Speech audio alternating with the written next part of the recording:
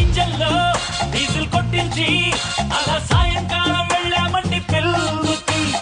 ఇంటర్వెల్లో చెయ్యే పట్టేసి అరే పాపగాను పెట్టానండి పాపకి. కుర్చీలో సిట్టింగ్ అయ్యింది, ఇహ కొంచెం కొంచెం సెట్ అయ్యింది చల్లకి.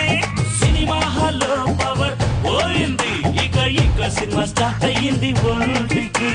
కైపెక్కింది భలే కిక్కెక్కింది, తనే కారెక్కి కిసిచ్చింది.